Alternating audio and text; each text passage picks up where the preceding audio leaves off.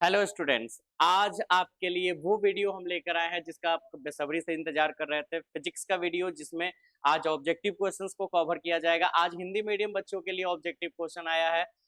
Next day से अगले दिन से इंग्लिश मीडियम और हिंदी मीडियम दोनों के लिए वीडियो लॉन्च होगा। तो हम लोग शुरुआत करते हैं। आज इलेक्ट्रोस्टैटिक्स यानी स्थिर वैद्युतिकी के क्वेश्चंस को हम लोग सॉल्व करेंगे।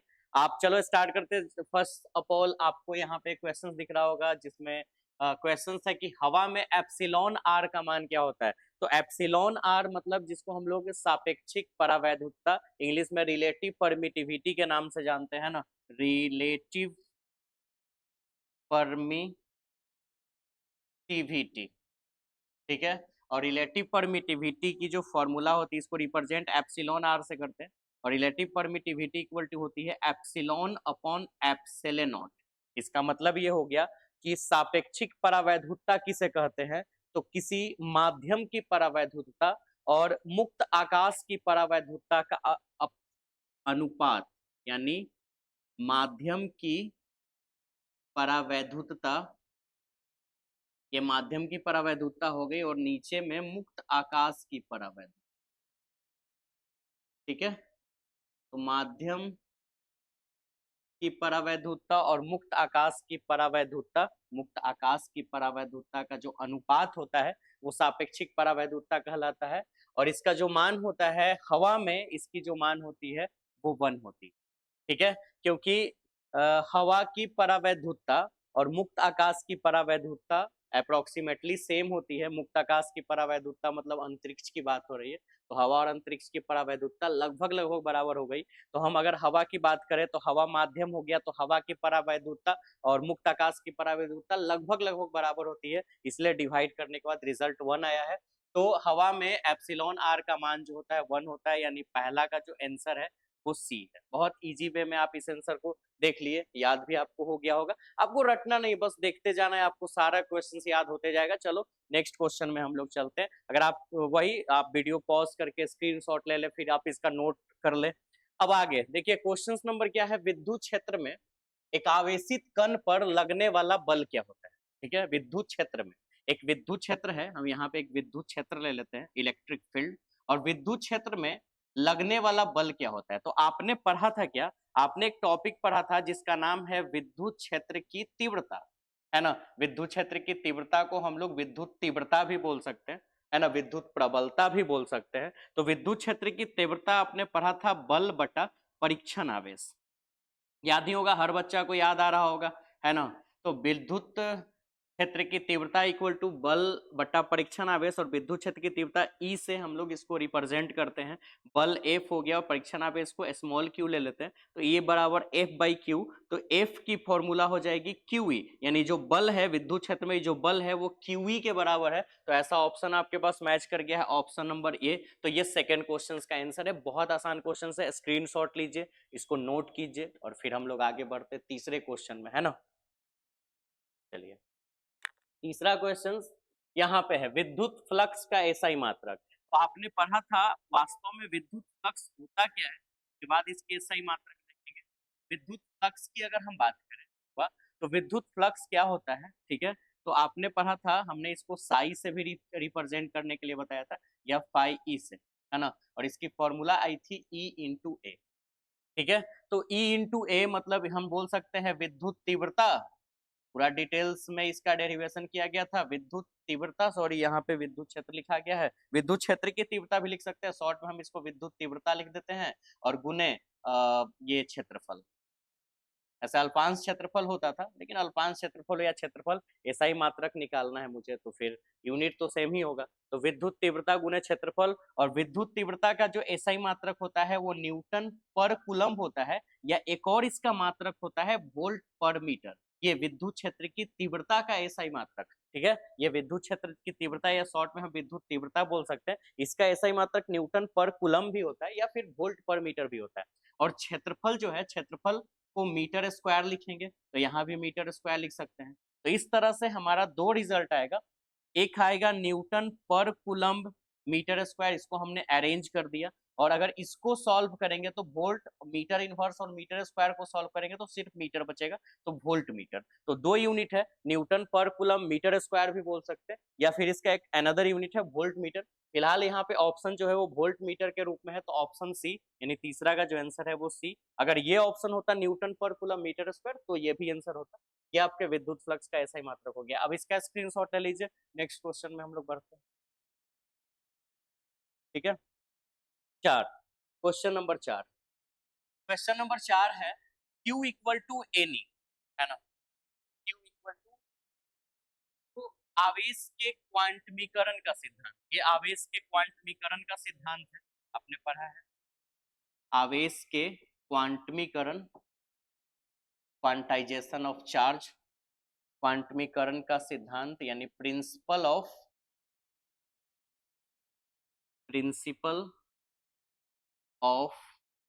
क्वांटाइजेशन, है ना, principle of quantization of charge.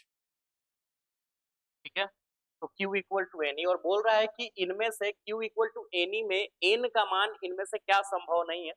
आवेश के क्वांटमीकरण के सिद्धांत में बताया गया था कि Q बराबर एनी, जहां Q आवेश है, ठीक है, किसी पदार्थ पे कितना आवेश होता है उसका मान बता रहा है, और E होता है एक इलेक्ट्रॉन पर आवेश, एक इलेक्ट्रॉन पर आवेश, ठीक है, और एक इलेक्ट्रॉन पर आवेश 1.602 गुने 10 के पावर माइनस 19 कूलम्ब होता है, या फिर हम इसको 1.6 इंटू सिर्फ 10 to the power minus 19 coulomb भी लिख सकते हैं।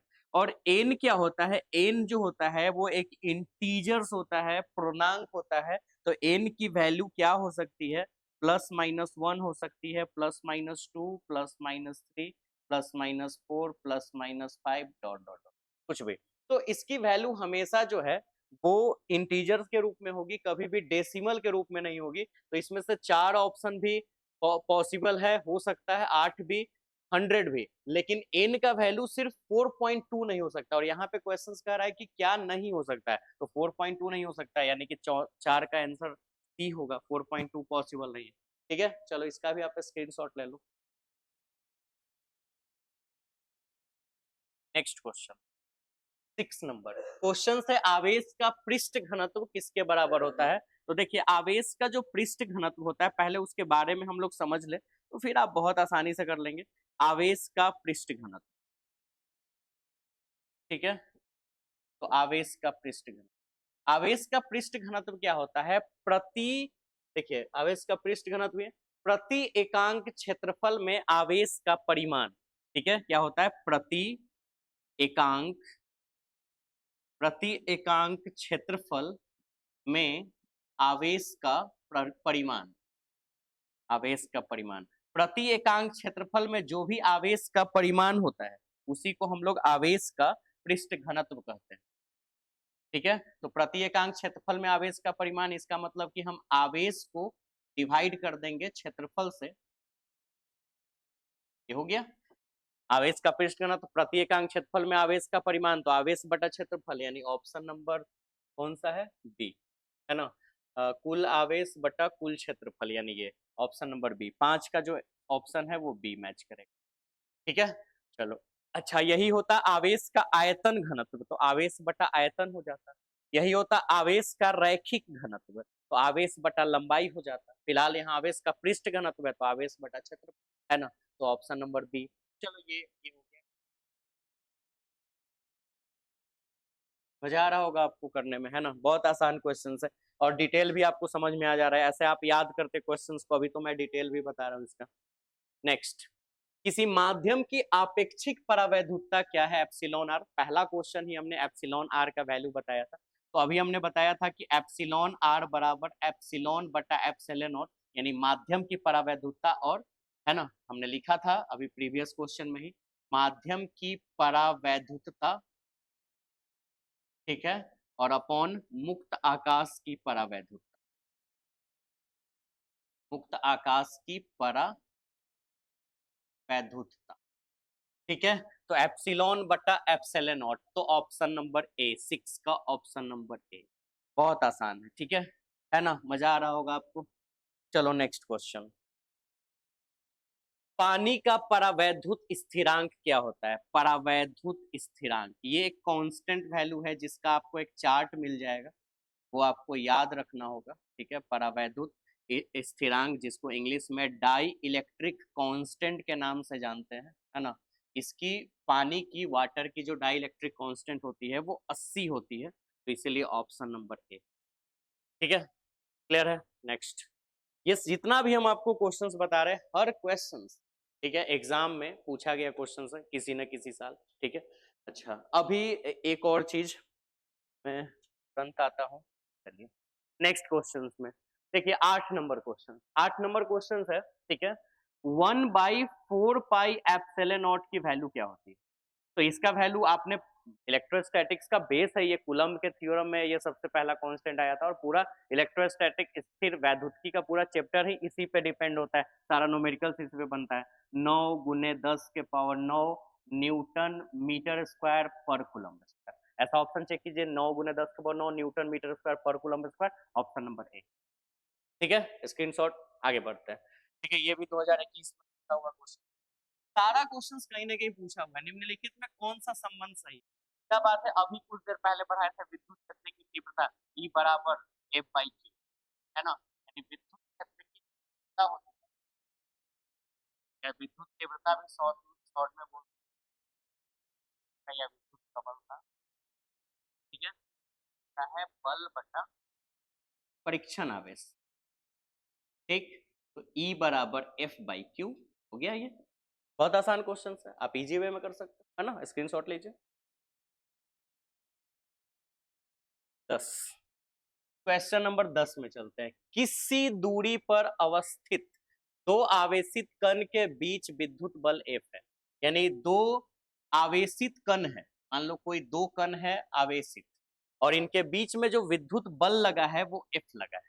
यदि इनके बीच की दूरी आधी कर दी जाए तो विद्युत बल क्या हो जाएगा? 4 गुना हो जाएगा। कैसे? क्योंकि दो आवेश के बीच की जो फॉर्मूला होती है, आपने पढ़ा था 1/4 pi epsilon not Q1 × Q2/R², coulomb का नियम। और क्वेश्चंस क्या है ना कि बीच के दूरी को आधा कर दिया गया है, यानी ये जो R है ना, R को आधा कर दिया गया है। तो पहले ये फॉर्मूला था, और अब क्या किया दूसरे केस में, अब हम इसको आधा कर देते हैं, तो 4 pi epsilon not Q1 × Q2/R को R न करके R/2 कर दिए, मतलब आधा कर दिए, तो इसका स्क्वायर हो जाएगा R/2 का स्क्वायर, ये F2 हो गया। ये शुरू में था, ये डिस्टेंस था R, बाद में इस डिस्टेंस को आधा किया गया तो R/2 हो गया। अच्छा, अब R/2 हो गया तो आप खुद से सोचो, F2 बराबर 1/4 pi epsilon not Q1 × Q2 divided by R²/4, R²/4। तो F2 इक्वल टू 4 को अगर हम ऊपर ले जाएं, 1/4 pi epsilon not Q1 × Q2/R²। ठीक है, तो आप देखो ये जो है वो F1 का वैल्यू है, F1 का वहां नोटिस कर सकते हो, 4 × F1, यानी F2 जो है वो F1 का 4 गुना हो गया। सिंपल सा बात है, फॉर्मूला के अनुसार R² होता है, और अगर तुमने आधा किया तो R/2 का स्क्वायर, तो 2 का स्क्वायर मतलब 4, और 4 ऊपर चला जाएगा, यानी 4 को वो 4 गुना बढ़ा देगा, तो यहाँ पे 4 गुना यानी 4F हो जाएगा। ठीक है, 4F, यानी ये पहले F था, अब 4 गुना बढ़ गया, 4F, ये हो गया। चलिए इसका भी स्क्रीनशॉट ले लीजिए। 10 क्वेश्चंस तो हंसते खेलते निकल गया ना, 10 क्वेश्चंस में लगा भी नहीं कि कुछ है। आप ऐसी सारा क्वेश्चन आपको याद हो जाएगा, बस आप वीडियो वॉच करते रहिए, शेयर करते रहिए, दूसरे के पास भी वीडियो पहुंचाइए, चैनल सब्सक्राइब करके रखिए, कमेंट करते रहिए, और पढ़ते तो जरूर रहिए, सबसे ज्यादा जरूरी यही है। ठीक है, नेक्स्ट 12 नंबर क्वेश्चन, आवेश का विमा। ठीक है, तो आवेश का विमा कैसे निकलता है? यहां से निकलता है विद्युत धारा से। विद्युत धारा इक्वल टू होता है आवेश बटा समय, आवेश का प्रवाह बटा में समय, तो वही प्रति एकांक समय में जो आवेश का प्रवाह होता है विद्युत धारा, तो आवेश इक्वल टू हो जाता है विद्युत धारा गुने समय। ठीक है, और विद्युत धारा एक जो है वो बेसिक क्वांटिटी है, फंडामेंटल क्वांटिटी, यानी आधारी राशि या मूल राशि बोल सकते हैं। तो इसकी बीमीय सूत्र A या तो I होता है, और सब्सट्रैक्ट का T होता है, तो हम इसको AT लिख सकते हैं, AT या फिर IT लिख सकते हैं, IT। अब नियम के अनुसार विमीय सूत्र को तो ऐसे हमेशा ब्रैकेट में लिखना चाहिए, लेकिन ये ऐसा ही लिख के छोड़ दिया। कोई बात नहीं, तो हम लोग क्या करें, जो ऑप्शन है देख लेंगे। AT या IT कोई भी ऑप्शन हो सकता है, यानी ये 11 का ऑप्शन नंबर ए। ठीक है, ये भी समझ गए। नेक्स्ट क्वेश्चन में बढ़ते हैं हम लोग आगे। Next 13 number. अब ये जो है, ठीक है, अब ये जो क्वेश्चन है इसमें थोड़ा सा कुछ मिसिंग है। इस क्वेश्चन को अभी थोड़ा हाइड करते हैं, ठीक है। हम देखेंगे इस क्वेश्चन को, फिर उसके बाद बताएंगे। इसमें कुछ थोड़ा सा डाउट हो रहा है, ठीक है। तो हम लोग क्वेश्चन 13 ना करके 14 करते हैं। क्वेश्चन नंबर 14, यही क्वेश्चन थोड़ा सा है, थोड़ा सा मुश्किल है। दिए गए चित्र में एक चित्र दिया है जिसमें 4 कोनों पर ऐसा एक फिगर है, आप देख सकते हो फिगर। इस फिगर में यहाँ पे एक आवेश है Q, यहाँ पे स्मॉल क्यू है, यहाँ पे कैपिटल क्यू है, स्मॉल क्यू है। इसके बीच की डिस्टेंस आर है, इसके बीच की डिस्टेंस आर है। तो अगर ये आर है तो डेफिनेटली ये भी आर, और ये आर तो डेफिनेटली ये भी आर। तो ये स्क्वायर हो गया, वर्ग। और इसमें से उसने ये ऐसे कर दिया। उसके बाद क्या कह रहा है कि इस पर यदि आवेश Q पर कुल प्रभावी बल शून्य है, यानी जो कैपिटल Q आवेश है इस पर प्रभावी बल शून्य है, तो आप बताइए कि capital Q by small Q का वैल्यू क्या है। तो 18 की क्वेश्चन है, थोड़ा टफ है लेकिन कोई खास टफ नहीं है। देखते हैं इसमें। देखिए, अगर ये आर है और ये आर है, तो पाइथागोरस थ्योरम के अकॉर्डिंग ये हो जाएगा r root under r square plus r square. कर्ण बराबर लंब स्क्वायर जो आधार स्क्वायर, तो लंब स्क्वायर आधार स्क्वायर आर स्क्वायर। तो इसकी वैल्यू निकल जाएगी ये, ठीक है। नाम रख लेते हैं, है ना, ये वाली लेंथ का ना ए नाम रख देते हैं। मान लो हमारा AC का जो रिजल्ट है वो आ गया कितना, रूट अंडर, सॉरी एक मिनट, AC का जो रिजल्ट है वो रूट अंडर 2r स्क्वायर, जिसको हम रूट 2r लिख सकते हैं। तो ये वाली लेंथ मुझे पता चल गया रूट 2r। अच्छा, अब आगे इस लेंथ को रूट 2r करने के बाद अब हमको क्या करना है, फोर्स निकालना है, ठीक है। तो एक काम करते हैं, ठीक है, Q बाई क्यू निकालना है ना, तो पाइथागोरस थ्योरम फोर्स के लिए भी लगा देते हैं। नाउ पाइथागोरस थ्योरम जो है वो फोर्स के लिए भी लगाते हैं, तो कैसे लगाएंगे, ठीक है। तो देखो, एक यहाँ का फोर्स, यहाँ का फोर्स, यहाँ का फोर्स, तो ये एक समकोण त्रिभुज है। तो यहाँ का बल का स्क्वायर जोड़ यहाँ के बल का स्क्वायर बराबर यहाँ का बल का स्क्वायर, वही लंब स्क्वायर आधार स्क्वायर कर्ण स्क्वायर। तो यहाँ के बल का स्क्वायर F1 नाम दे देते हैं, यहाँ के बल का स्क्वायर F2 नाम दे देते हैं, तो F1 स्क्वायर F2 स्क्वायर, और इस वाले बल को F3 नाम दे देते हैं, तो F3 स्क्वायर हो जाएगा, ठीक है। अच्छा, F1 क्लियर है यहाँ तक। F1 की अगर हम बात करें तो क्या हो जाएगा, आप खुद से सोचिए, ठीक है। F1, तो F1 मतलब ये बल को, तो बल की फॉर्मूला होता है 1/4 पाई एप्सिलॉन नॉट इनटू, जिसको हम लोग कोई कांस्टेंट भी मान सकते हैं। एक काम करते हैं, हर जगह 1/4 पाई एप्सिलॉन नॉट लिखना होगा ना, तो इसको हम K मान लेते हैं, एक कांस्टेंट। वैसे थोड़ा लिखना आसान हो जाएगा, इसको हटाते हैं। तो बताइए, फॉर्मूला होता है 1/4 पाई एप्सिलॉन नॉट, तो उसको K लिख दिए। फिर Q1 into Q2 by are square, तो Q1 इंटू Q2, तो capital Q into small Q by distance R square, यानी आर स्क्वायर, ठीक है। और इस टोटल का स्क्वायर, क्योंकि F1 स्क्वायर है, प्लस इसी तरह से दूसरे वाले फोर्स का, तो फिर फॉर्मूला 1/4 पाई एप्सिलॉन नॉट, जिसको हम K लिख देते हैं, K। फिर Q1 इंटू Q2, तो ये Q इंटू Q, वही रह जाएगा Q into Q divide by are square, और टोटल का आर स्क्वायर इक्वल। आगे F3, यहाँ पे 1/4 पाई एप्सिलॉन नॉट, तो वह 1/4 पाई एप्सिलॉन नॉट की जगह K लिख दिए, ठीक है।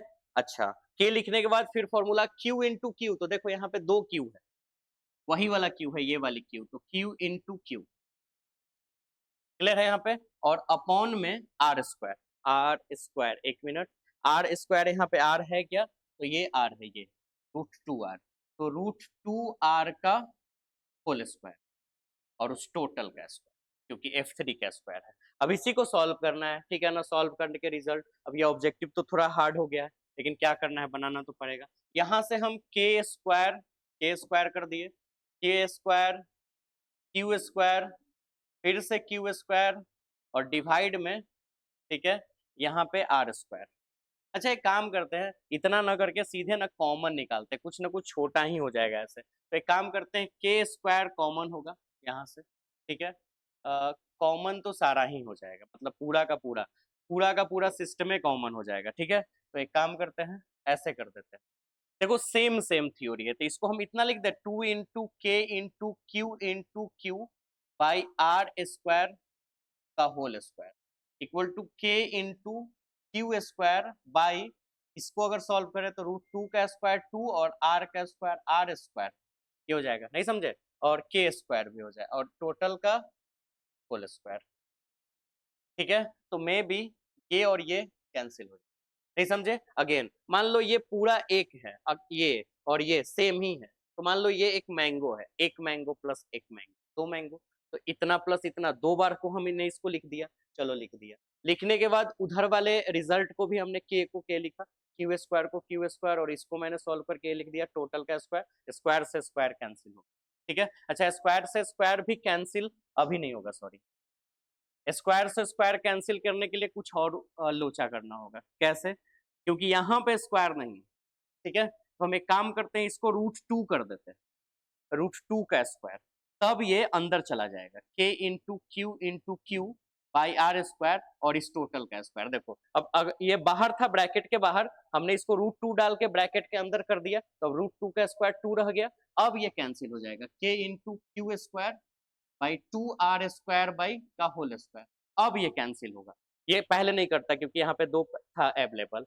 अच्छा अब क्या बचा, अब देखो क्या बचा, बचा √2 के q q by are square के into square by 2r square. ठीक है, देखो आर स्क्वायर से आर स्क्वायर कैंसिल होगा, ठीक है, और कुछ कैंसिल होगा, एक क्यू से एक क्यू कैंसिल होगा, एक क्यू फिर भी बच जाएगा, और इस के से ये के कैंसिल होगा, बचा क्या, √2 बचा, क्यू बचा, इक्वल टू क्यू बचा, और बाई में 2।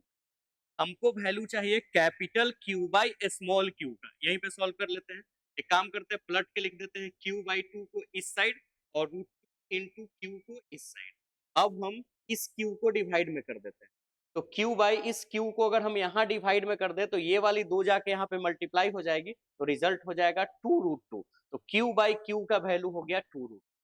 ये क्वेश्चंस तो कॉम्प्लिकेटेड है, ऑब्जेक्टिव क्वेश्चंस का बाप है ये। ठीक है, तो ये आपका क्वेश्चन, आप इसका स्क्रीनशॉट ले लो। आप देखो ऑप्शन, देखो बी मैच कर गया है, बी ऑप्शन नंबर बी। एक मिनट, ठीक है, आप जूम करके तो देख ही लोगे, एक मिनट। देखिए तो ऑप्शन √2 है, यानी ऑप्शन नंबर बी। ठीक है, इसका आप स्क्रीनशॉट ले लीजिए, थोड़ा सा ध्यान दीजिए, फिर आपको समझ में आ जाएगा। ठीक है, नहीं आएगा तो फिर आप क्लास टाइम आके पूछ लीजिएगा मेरे से। चलिए नेक्स्ट क्वेश्चन, जब किसी वस्तु को आवेशित किया जाता है तो उसका द्रव्यमान क्या हो जाता है। देखो आवेशित करने से ना, ठीक है, द्रव्यमान पे प्रभाव पड़ता है, क्योंकि आवेशित करने से क्या होता है कि इलेक्ट्रॉन का ट्रांसफर होता है एक बॉडी से दूसरे बॉडी में। तो जब कण जो है, पार्टिकल जिसके कारण से द्रव्यमान का अस्तित्व है, कण ही जब निकल के एक जगह से दूसरे जगह अगर जाएंगे तो द्रव्यमान पे तो असर पड़ेगा, तो द्रव्यमान बढ़ भी सकता है घट भी सकता है, तो ये ऑप्शन यहाँ पे 14 का डी हो जाएगा। ठीक है, ये हो गया आसान। नेक्स्ट, विद्युत क्षेत्र ई से लंबवत रखे विद्युत द्विध्रुव का आघूर्ण पी है। इस स्थिति में द्विध्रुव की स्थैतिक ऊर्जा शून्य मान लेने पर ई और बी के बीच थीटा कोण की स्थिति में द्विध्रुव की स्थैतिज ऊर्जा क्या होगी। नॉर्मल सा बात है, देखिए अगर एक विद्युत द्विध्रुव का बात करें, विद्युत द्विध्रुव का, ये हम आपको पढ़ा चुके हैं, विद्युत द्विध्रुव का बात करें तो अगर टॉर्क का फॉर्मूला हो तो ये होगा पी साइन थीटा, ये आपको पता था। अगर आप वर्क की रिजल्ट निकालो तो PE into 1 minus cos theta, और अगर आप स्थितिज ऊर्जा का मान निकालो तो माइनस पीई कॉस थीटा। तो यहाँ स्थितिज ऊर्जा का मान पूछ रहा है ना, तो माइनस पीई कॉस थीटा। ठीक है, और माइनस पी कॉस थीटा, आपने फॉर्मूला देखा था vector A dot vector B का फॉर्मूला होता है ए बी कॉस थीटा, तो उसी तरह से पीई कॉस थीटा रहे, पीई कॉस थीटा, तो हम इसको vector P dot vector E लिख सकते हैं, लेकिन यहाँ माइनस अगर लगा हो तो यहाँ भी माइनस लगाना होगा, माइनस पी डॉट ई, तो ये आंसर ऑप्शन बी। ठीक है, यानी 15 का ऑप्शन जो है वो बी, ये हो गया 15। ठीक है, स्क्रीनशॉट इसका भी लीजिए। 16 नंबर क्वेश्चंस में चलते हैं। कूलम्ब बल क्या है। कूलम्ब बल क्या है, केंद्रीय बल है कि विद्युत बल है कि ए और बी दोनों है कि इनमें से कोई नहीं? ठीक है, तो कूलम बल जो है वो केंद्रीय बल भी है, ठीक, और एक तरह का विद्युत बल भी है, यानी ए और बी दोनों, यानी ऑप्शन नंबर सी, 16 का ऑप्शन नंबर सी। ठीक है, चलिए नेक्स्ट हो गया, कूलम बल एक विद्युत बल है, केंद्रीय बल भी। अच्छा, यदि समरूप विद्युत क्षेत्र एक्स अक्ष की दिशा में विद्यमान हो तो समविभव तल क्या होगा? तो देखो होता क्या है ना कि समविभव तल की जो दिशा होती है, समविभव तल की जो दिशा होती है, ठीक है, वो विद्युत क्षेत्र के लंबवत होती है। विद्युत क्षेत्र की दिशा के लंबवत होती है। ठीक है, तो सिंपल सा बात है, अगर विद्युत क्षेत्र एक्स अक्ष की दिशा में, मान लो विद्युत क्षेत्र इधर एक्स अक्ष की दिशा में, ये विद्युत क्षेत्र का दिशा है, ठीक है, एक मिनट थोड़ा सा इसको अरेंज कर ले। विद्युत क्षेत्र की ये दिशा है, ये एक्स अक्ष की दिशा, तो समविभव तल जरूर जो है वो ऐसे होना चाहिए। ठीक है, तो वो पक्का वाईजेड तल में हो, वाईजेड तल, ये याद रखना है, वाईजेड तल। अगर एक्स अक्ष की दिशा में तो वाईजेड तल, अगर वाई अक्ष की दिशा में होता तो एक्स जेड तल, क्योंकि एक्स वाई जेड तीन अक्ष है, और एक्स अक्ष एक्स दिशा में हो गया विद्युत क्षेत्र, तो समविभव तल इस दिशा में हो जाएगा, वाईजेड तल में हो जाएगा। तल तल बनने के लिए हमेशा दो लाइन चाहिए ना, वाई और जेड, तब एक सतह बनेगा, तो इसीलिए वाई जेड। अच्छा, अगर वाई सतह में होता तो एक्स जेड, और अगर जेड जेड दिशा में विद्युत क्षेत्र की तीव्रता होती तो एक्स वाई तल। फिलहाल यहाँ पे एक्स अक्ष की दिशा में, तो आंसर हो जाएगा वाई जेड तल, तो वाई जेड तल यानी कि 17 का सी नंबर है। ठीक है, ये ले लीजिए स्क्रीनशॉट इसका। क्वेश्चन नंबर 18, ठीक है, अब चलते हैं 18। विद्युत आवेश का क्वांटक एसआई मात्रक क्या होता है? देखो विद्युत आवेश का जो एसआई मात्रक होता है, ठीक है, वो अगर बात करो, ऐसे तो विद्युत आवेश का एसआई मात्रक कूलम्ब होता है, ठीक है, विद्युत आवेश का क्वांटक एसआई मात्रक में होता है, मतलब देखो क्या होता है ना, एक इलेक्ट्रॉन पे जो आवेश होता है वो 1.6 इंटू 10⁻⁹ कूलम्ब होता है, मतलब ये कूलम्ब एसआई मात्रक। अब क्वांटक एसआई मात्रक ईएसयू, ईएसयू का मान होता है, जिसको हम ईएसयू में, अगर इसको ईएसयू में बदल देना, ईएसयू में इस कूलम्ब को, ठीक है, तो वो 4.8 समथिंग होता है, 4.8 इंटू 10⁻⁻10 ईएसयू। फिलहाल यहाँ पे 4.8 ऑप्शन नहीं है, यहाँ पे ऑप्शन है 4.78, लगभग लगभग उसके बराबर। ये 18 का ए, ये रिजल्ट है। तो एक इलेक्ट्रॉन पे आवेश कूलम्ब में इतना होता है, और ईएसयू में, जिसको हम लोग ये क्वांटक एसआई मात्रक बोल रहे हैं, वो ईएसयू इस रूप में होता है, इतना 4.8 इंटू 10⁻⁻10, जिसको हम इतना भी लिख सकते हैं, तो ये आपका ऑप्शन ये मैच करता है। नेक्स्ट, नहीं आप इसका पहले स्क्रीनशॉट ले लो, क्योंकि ये क्वेश्चन थोड़ा अलग है। ठीक है, 19 नंबर क्वेश्चन, स्थिर विद्युत क्षेत्र क्या होता है? स्थिर विद्युत क्षेत्र संरक्षित होता है, संरक्षित मतलब संरक्षित होता है स्थिर विद्युत क्षेत्र। ठीक है, अब स्थिर विद्युत क्षेत्र नहीं है तब का तब देखा जाएगा, लेकिन स्थिर विद्युत क्षेत्र जो होता है वो संरक्षित होता है, तो 19 का जो आंसर है वो ए होता है, कि स्थिर विद्युत क्षेत्र हमेशा संरक्षित होता है। ठीक है, नेक्स्ट। अब नेक्स्ट क्वेश्चन से कि एक एकांकी चालक के लिए निम्न में से कौन अचर है? अचर मतलब, अचर मतलब कांस्टेंट है, कांस्टेंट फिक्स रहे जिसका, ठीक है, तो कुल आवेश बटा विभव। क्यों? देखो हमने एक थ्योरी बताया था क्या, कि हम किसी चालक को जितना ज्यादा धन आवेश देंगे, उसकी उसकी विभव उतना ही बढ़ेगी, जिसके कारण से Q समानुपाती भी हुआ था, जितना ज्यादा आवेश देंगे उतना ज्यादा विभव बढ़ेगा। ठीक है, और यहीं पे एक नियतांक आया था, जिसका हमने नियतांक C के रूप में दिया था, और ये C को हम लोग विद्युत धारिता बोलते थे, और यही विद्युत धारिता एक नियतांक था। ठीक है, धारिता, विद्युत धारिता एक नियतांक था, तो C equal to Q by भी हो गया, तो Q हो गया आवेश और V हो गया विभव, यानी आवेश बटे विभव एक नियतांक है, C एक नियतांक हो गया, यानी कि अचर हो गया, न बदलने वाला। तो आवेश बटा विभव, कुल आवेश बटा विभव जो है वो एक अचर राशि है, तो 20 का आंसर जो है वो ए हो जाएगा, 20 का ए। ठीक है, तो फिलहाल अब हम क्वेश्चंस, एक और क्वेश्चंस है लेकिन हम लोग 20 तक ही क्वेश्चंस करते हैं, काफी ज्यादा है क्वेश्चंस। रेगुलर क्वेश्चंस करना है तो हम लोग कम कम क्वेश्चंस करते हैं, और भी सब्जेक्ट आपको पढ़ना है, होमवर्क करना है, तो आप इसी में नहीं लगे रहो, तो कम ही क्वेश्चंस करते हैं, बेहतर करते हैं। तो उम्मीद है कि आपको सब चीज अच्छे से समझ में आया होगा। अब इसी तरह से आप अपना प्यार बरसाते रहिए, लाइक करिए वीडियो को, सब्सक्राइब करिए, और मिलते हैं नेक्स्ट वीडियो में इसी उमंग के साथ। Bye bye.